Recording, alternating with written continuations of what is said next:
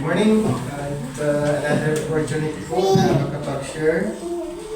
Sa bago ang lahat, tayo po ay manalangin. Panginoon, maraming salamat sa pagkakataon na inyong pinagkaloob. Salamat sa presensya ng bawat isa. At salamat Panginoon sa another year na inyong pong dinagdag sa iglesyang ito.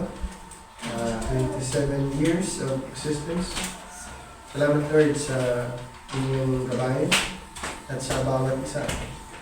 Sa pagkakataong ito, Panginoon, pag-aaralan po namin ang inyong banal na salita at hiling po namin na inyong banal na Espiritu ang siyang magpapagawa, magpapaintindi po sa amin.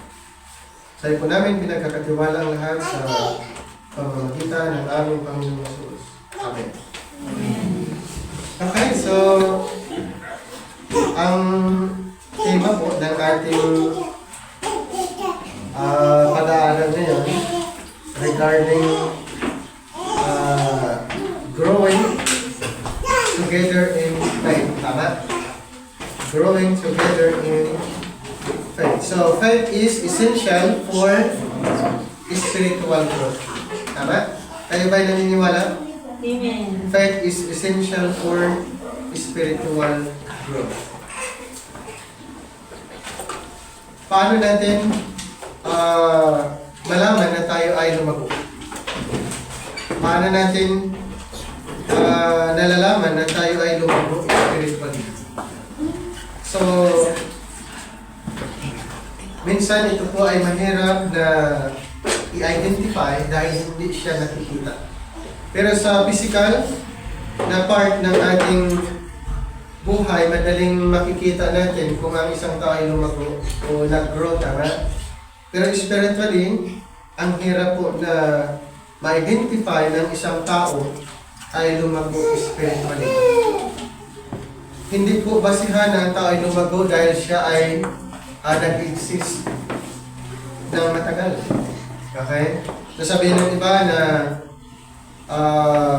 by birth, sila po ay Christian. Yung tinatawag nilang ano ba yan? Na nung bata pa sila hanggang ngayon sila ay Christian. Sila ay mga believers. Hindi po nasusukat sa taon ang isang tao na siya ay lumago spiritually. Sabi, bilangin mo yung years. Tama? Hindi po. Matagal ka na sa church. Hindi po yan basahan na ikaw ay lumago spiritually. So, ibig sabihin, hindi nakabase sa tagal mo sa church. Hindi yun basihan na pag matagal ka sa church ay spiritually matures.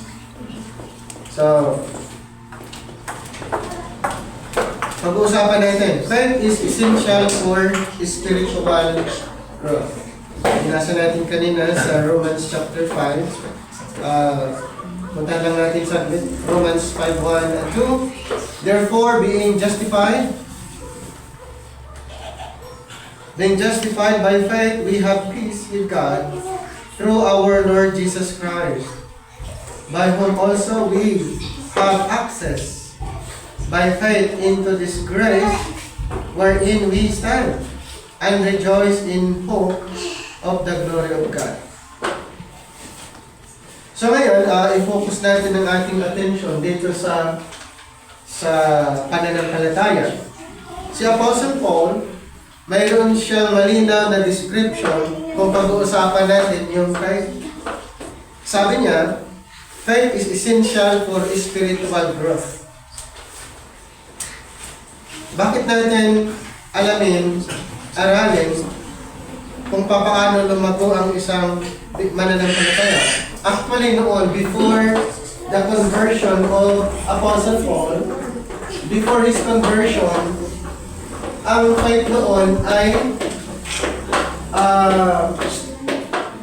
ang faith, malalaman lang ang isang tao ay may paniniwala before the conversion of Paul doon sa kanilang gawa. Kaya sinasabi doon sa James, patay ang paniniwala kung walang gawa. Pero rin po, yung sinasabi ni James, iba sa sinabi ni Apostol Pablo. Bakit? Dahil kay Apostol Pablo, ang growth hindi susukatin doon sa ginagawa mo. Pero sa under the law of Moses, masusukat yung paglago ng isang tao base sa ginagawa. Nakuha niyo? At kung yun ang basehan natin hanggang ngayon, magiging frustrated tayo. Okay? So, si Apostol Pablo, siya isang apostol na hindi ilalim sa kautusan ni Moses. Kaya, ang kanyang paliwanag, ang spiritual growth ay hindi nasusukat doon sa ginagawa ng tao katulad sa sinabi ni James. Pero hindi si Brother James. Si James nung nasa Bible. Okay? Maganda kasing pangalan na nasa Bible, no? Oh. Kaya biblical. Sino pa dito na biblical din yung pangalan? Sa akin din, nasa Bible din. Okay. So, Apostle Paul, yun yung kanyang, emphasis.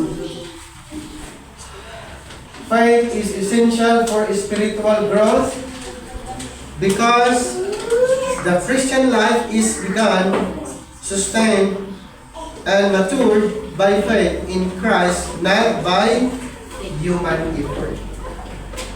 So alam po natin yan, na ang ating paniniwala, ang spiritual growth ay hindi po nasusukat sa dami ng ginagawa natin. Okay? Kahit gaano karami yung ginagawa natin, hindi ibig sabihin na lumago ang isang tao spiritually. Hindi po yan basihan. Number 1.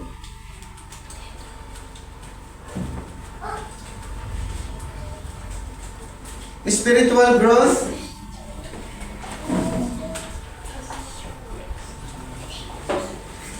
begins and continues by faith. Ayan.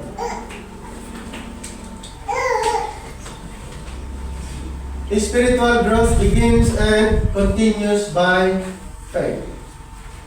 Grace believers do not start their Christian life by faith and then grow by works. Nakuha niyang andan? Naunawaan po natin. Hindi ibig sabihin na ang mga believers, tayong mga mananampalataya, say by the grace of God, by faith in Christ, finished work, ay, mag-grow by works. Anong ibig sabihin po? Pag sinasabing growing na nakadepende sa works, yun po yung effort natin. Parang ang dating na ang Panginoon walang ginawa. Na kailangan natin gumawa para tayo ay lumago spiritually. Hindi po. Ano sinasabi sa Colossians chapter 2, 6-7? As ye have therefore received Christ Jesus the Lord, so walk ye in Him. Ulitin ko po. As ye have therefore received Christ Jesus the Lord, so walk ye in Him, rooted and built up in Him, and established in the faith, as ye have been taught, abounding therein with thanksgiving. Kung i-examine po natin yung verse, mapansin nyo yung rooted and built up in Him, established in the faith. So mayroon pong mayroong foundation. Ano po ang pinaka-foundation kung i-observe nyo ang verse? Ang foundation pa rin si Christ. Christ Jesus the Lord. So walk ye in Him. Ngayon, paano natin malalaman ng isang believer, isang tao ay rooted and built up or established by faith? Paano natin malalaman ng isang tao ay establish sa ating Panginoon. Paano natin malalaman na siya ay namumuhay ayon sa kagustuhan ng Panginoon? At paano natin malalaman na siya ay rooted? Ibig sabihin, founded and built up in Christ. So marami po na mga category, marami po na mga itinuturo ang Bible tungkol po dyan, paano malalaman. So ang example dyan, yung hindi agad-agad na di-discourage.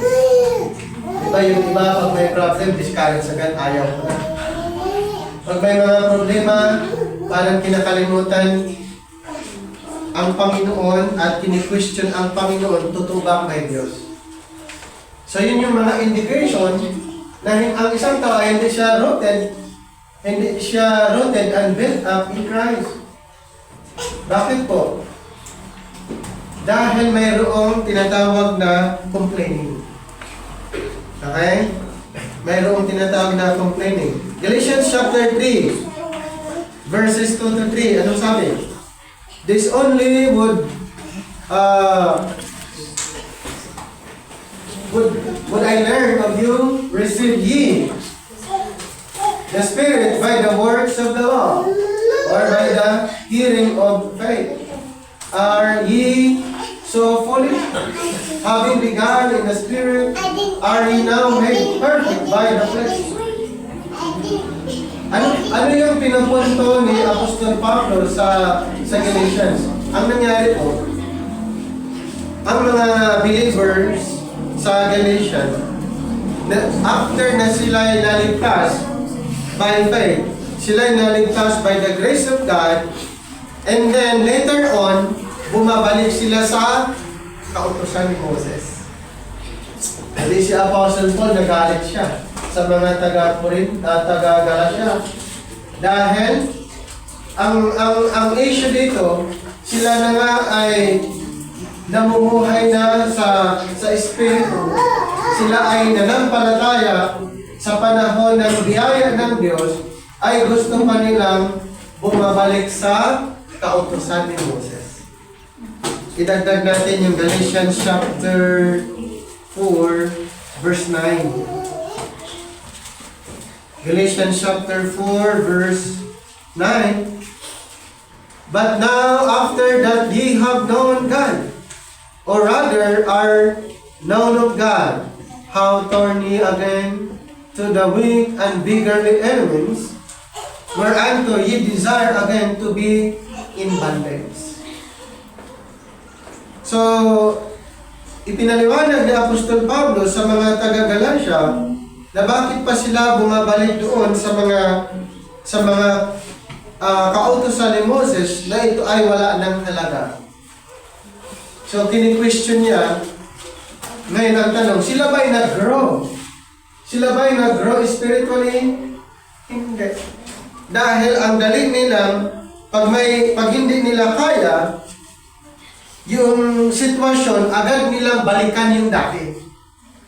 Meron ba tayong ganong kaisipan? Na pag hindi na natin kaya, ayaw na natin, ay babalikan natin yung noon. Na yung noon, hindi naman yun ni-required. During the time of Apostle Paul, under the dispensation of grace, hindi na po tayo, ang mga believers ngayon, hindi po ni-required sa operation under the law of Moses. Ano sabi niya sa Romans 14:6? Ano sabi niya sa Romans 14:6 or 6:14? For sin shall not have dominion over you, for you are not under the law, but under grace. Ibig sabihin po, under the law of Moses, wala pong mag-grow spiritually.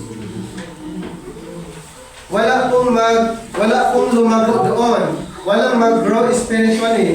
But now, under the time of grace, under the dispensation of grace, ang mga believers ay ni-required na mag-grow spiritually. Pero during the time of Moses, Wala po. Bakit? Dahil that time, ipinapakita lang po sa batas or sa kautusan na ang tao ay may mali. Basahin natin. Romans chapter 3 verse 20. Therefore, by the deeds of the law, there shall no flesh be justified in his sight. For by the law is the knowledge of sin. Ibig sabihin, sa ilalim ng kautusan ni Moses, ay ipinapakita lang, ipinapamukha lang sa tao na siya ay mali. Good news po, under the dispensation of the grace of God, tayo po ay hindi na saklaw sa operation ng kautusan ni Moses. We're under the grace of God. Kaya ang growth hindi na po hindi nakabase sa alituntunin na ni-required ng Panginoon under the law. Ano yung pangalawa? Faith gives access to God's grace. Faith gives access to God's grace. So dito po, pag sinasabi natin yung faith gives access to God's grace, our spiritual growth depends on God's grace. Ulitin ko po, your spiritual growth, our spiritual growth depends on God's grace. Hindi po nakadepende sa law of Moses. And grace is accessed through faith.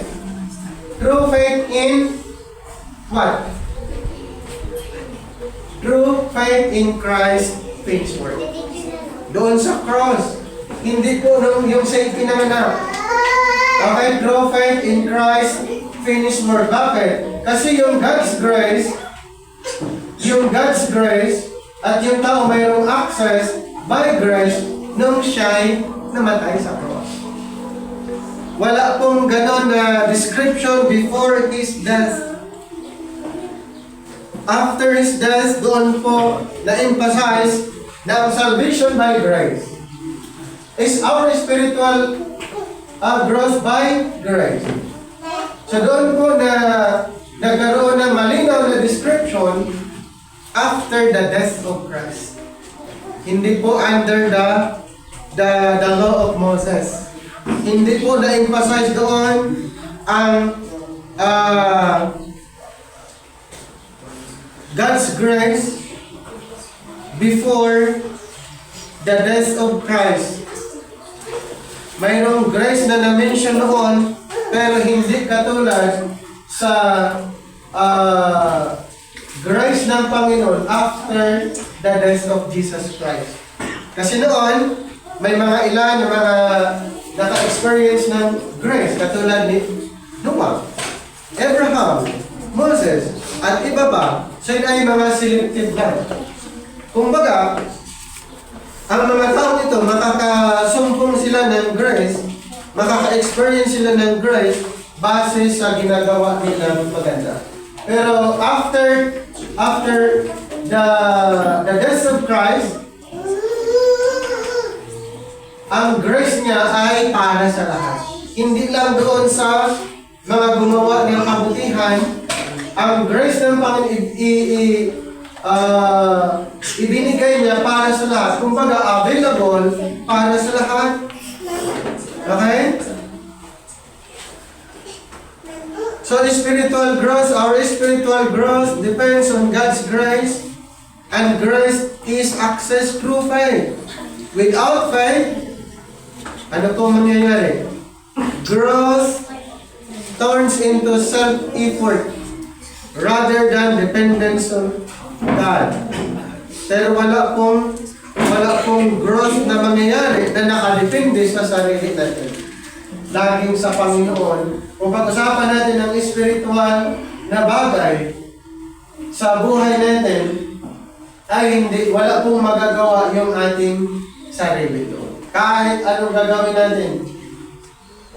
tayo po ay dapat nakadepende sa ating Panginoon.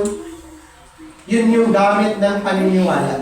Okay? Yun yung gamit ng paniniwala. Our spiritual growth depends on God's grace. Anong sinasabi sa Romans 5:1 and 2? Therefore, being justified by faith, we have peace with God through our Lord Jesus Christ, by whom also we have access by faith into this grace wherein we stand and rejoice in hope of the glory of God.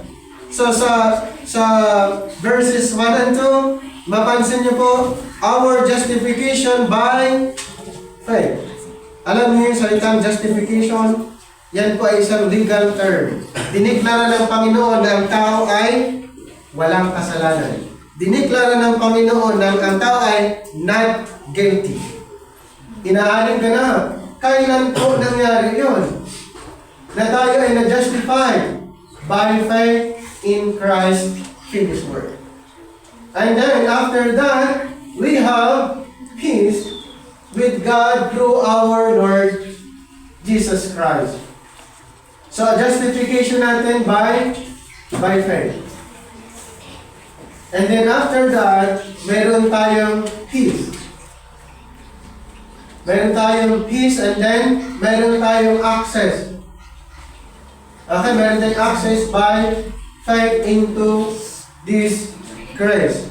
Ano pa? Ephesians 2:8-9, for by grace are you saved, through faith. And that not of yourselves, it is the gift of God, not of works, lest any man should boast. So kung wala tayong faith, halimbawa, mayroon bang access ang tao sa Panginoon? Wala. Kahit anong gagawin natin, ulitin ko po, wala tayong access. Dahil, ang ni-required is pananampalataya. Yun po yung requirements doon. Hey, yung paniniwala natin sa Panginoon, lalo na sa Kanyang ginawa sa cross, doon tayo magkaroon ng access sa Panginoon. Without faith, walang access. Wala tayong access sa Panginoon. Kaya kailangan po na ang tao ay ligtas. Kailangan po na ang isang tao ay ligtas. Dahil kung hindi siya ligtas, wala siyang access kahit anong gagawin. Okay? For by grace are you saved, through faith. And that not of yourselves, it is the gift of God. Not of works, lest any man should boast. Kaya salvation by grace. Salvation by grace through faith. So magkasama po yan. Hindi maliligtas ang isang tao without faith in Christ's finished work. Dahil sa panahon natin yan, salvation ay nakabase po sa ating paniniwala doon sa Kanyang ginawa sa cross. Number 3. Faith enables life in the Spirit.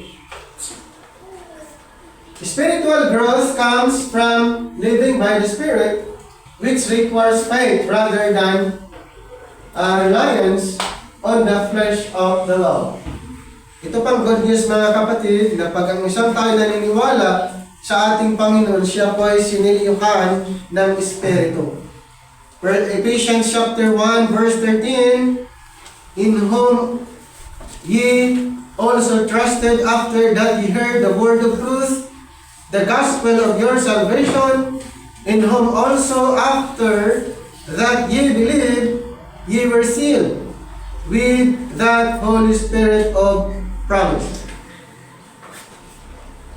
Ibig sabihin, lahat ng mga naniniwala sa ating Panginoon, sa Kanyang mismong ginawa sa cross, siya po ay silyuhan ng ano pong silyo? Espiritu. Ano po, bakit kailangan na mayroong silyo? Yan po yung patunay na ang isang tao ay may nagmamay-ari.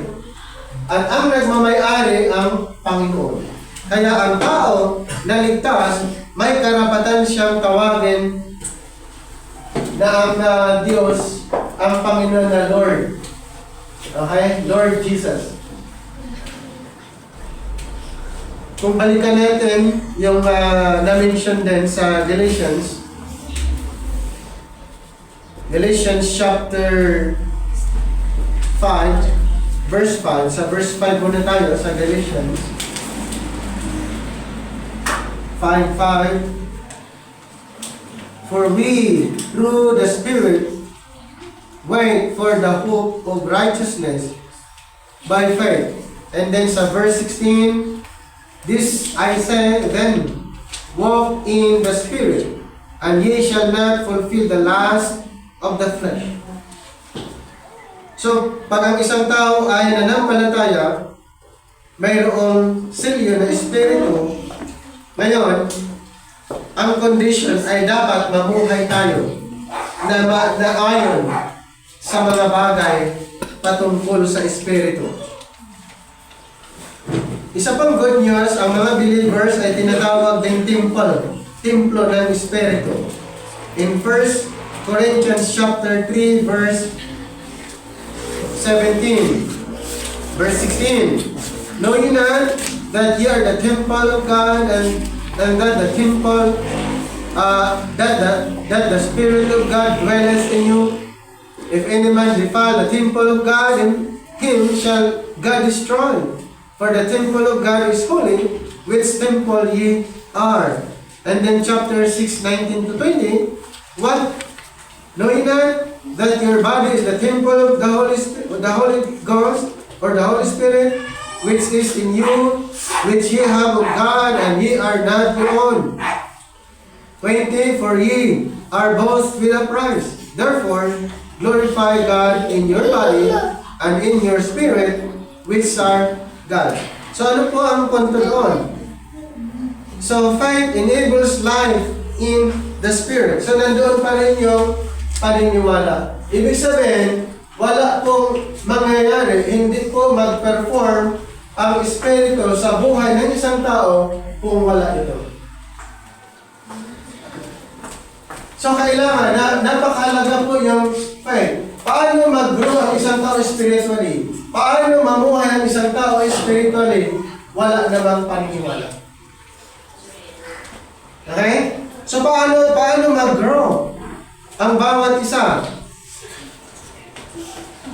Kung alisin natin ang paniniwalang ito, useless po. Kasi yun yung pinaka-required. Kaya nga, sa pamagitan nito, ang bawat isa ay mag-grow spiritually. Di ba, napakaganda yung tema ng ating yung tema natin. Ito po yung napakahalaga, napaka-essential po ito. Dahil kung wala ito, walang paniniwala ang isang tao, useless po. Faith enables life in the Spirit. Romans 8:1-4. There is therefore now no condemnation to them which are in Christ Jesus. Mayroon bang condemnation? Makakaranas ba ng punishment ang isang tao ay na kay Kristo? Wala na. Hindi po niya parurusahan ang mga tao na kay Kristo. To walk not after the flesh, but after the Spirit. For the law of the Spirit of life in Christ Jesus has made me free from the law of sin and death. For what the law could not do, in that it was weak through the flesh, God sending His own Son in the likeness of sinful flesh, and for sin condemned sin in the flesh, that the righteousness of the law might be fulfilled in us who walk not after the flesh, but after the Spirit. So dito po, na-mention yung law. Law of Moses, ito po ay contrary sa operation ng Panginoon sa mga believers ngayon. So yung law of Moses, yung power ng law ay opposite doon sa work ng Espiritu. Hindi po pwedeng magsama Okay? Hindi po pwedeng magsama. Kaya nga malinaw po doon sa binasa natin na ang mga mananampalataya ngayon ay hindi ilalim sa kautusan ni Moses dahil magkontra itong dalawa. So, grace and law, hindi pwedeng magsama. Okay? Magkaiba ang operasyon. Kaya we are under the grace of God na ang nag-operate sa mga mananampalataya ay ang Espiritong nasa atin, yun ay nag-perform in behalf sa atin po. Bakit? Ang Espiritu ng Panginoon ay nasa atin. Okay? Isa yun sa nag-motivate sa atin na gumawa ng mga bagay para sa Panginoon. Another verse in 2 Corinthians 5, dito po sa verse 15, and that He died for all, that they which live should not henceforth live unto themselves, but unto Him which died for them and rose again. 16, wherefore, henceforth know we no man after the flesh, yea, though we have known Christ after the flesh, yet now henceforth know we Him no more. Backward tayo dito sa verse 14. For the love of Christ constrained us, because we thus judge that if one died for all, then we're all dead. Pagdating sa 17, therefore, so ito po ay yung concluding statement po. Therefore, if any man be in Christ, he is a new creature. Okay? So, paano po na ang tao ay magiging new person in Christ? Yung pinanahanan ng Espiritu. Ang mga believers ngayon indwelt by the Holy Spirit. Ngayon, therefore, ang mananampalataya ay tinatawag na new person in Christ. Brand new person in Christ. Ngayon, ang nag-uudyok sa atin or nag-motivate sa atin to do good, ang Espiritong nasa atin. Ang Espiritu ng Panginoon na nasa bawat isa. Okay? Number 4.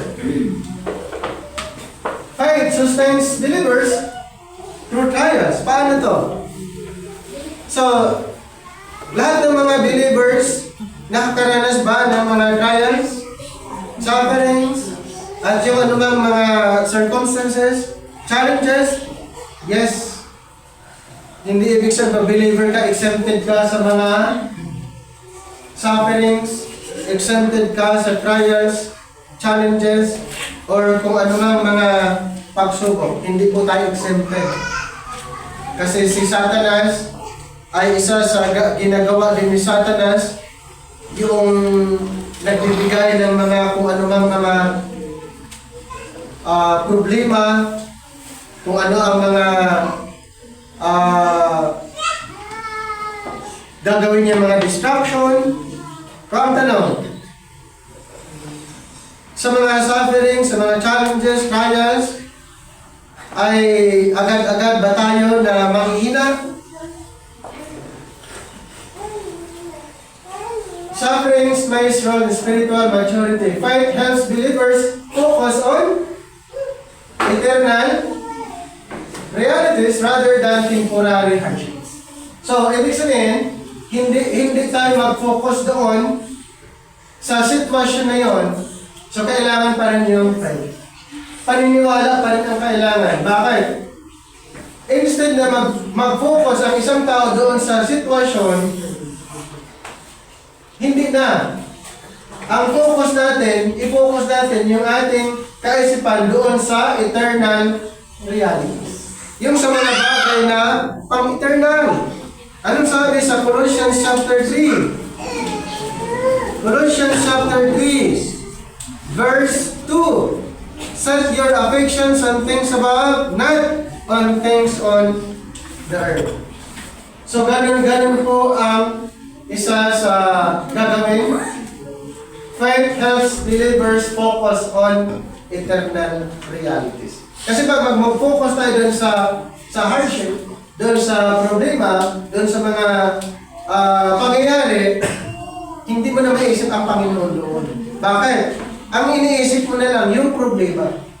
Pero sa pamagitan ng paniniwala, ang attention mo ngayon ay ituon doon sa mga bagay panlangit, sa mga bagay spiritual.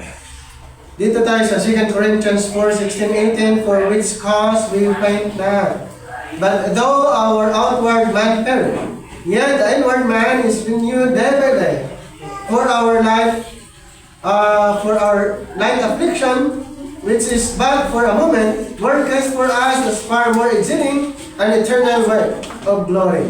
While we look not at the things which are seen, but at the things which are not seen. For the things which are seen are temporal, but the things which are not seen are eternal. So yun yung isa sa mga magandang encouragement sa atin.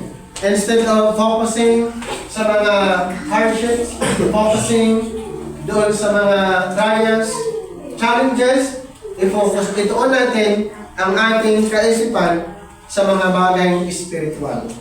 Romans 8:18, for I reckon that the sufferings of this present time are not worthy to be compared with what? The glory which shall be revealed in us. Kung ikumpara pala, hindi daw maikukumpara kung ano man ang mga sufferings na experience natin sa kasalukuyan, ikumpara doon sa glory ng ating Panginoon. Diba? So ano po ang ni-required? Faith. Parin. Ito yung last. Faith anchors growth in Christ alone. Faith anchors growth in Christ alone. Sabi ni Apostle Paul sa Philippians 3:9-10, meron siyang sinasabi, Paul warns against confidence in religious performance. True growth comes from knowing Christ and living in continual faith in Him. So hindi po nakadepende sa religious performance. Hindi po doon nakaangkla ang ating paglago bilang mananampalataya. True growth comes from knowing Christ and living continual faith in Him. Philippians 3:9-10, and be found in Him, not having mine own righteousness, which is of the law, but that it is through the faith of Christ, the righteousness which is of God by faith, that I may know Him, and the power of His resurrection, and the fellowship of His sufferings, being made conformable unto His death. So, na-mention po dito sa Philippians kung paano lumago ang isang mananampalataya. Kaya sabi niya, but that which is through the faith of Christ, the righteousness which is of God by faith. Hindi, na-mention na naman dito, hindi yung sa mga kautusan o mga alituntunin, kundi kay Kristo pa rin.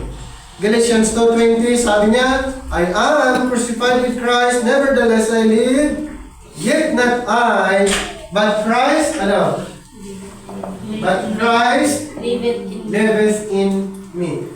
Dito po sa verse later, yung na-mention niya, sabi niya, I am crucified with Christ, nevertheless I live, yet not I. Pwede din bang i-claim natin yan? Yes. But Christ liveth in me, and the life which is now lived in the flesh, I live by the faith. So nandoon pa rin yung faith. Ngayon, ang tao ba ay lumago spiritually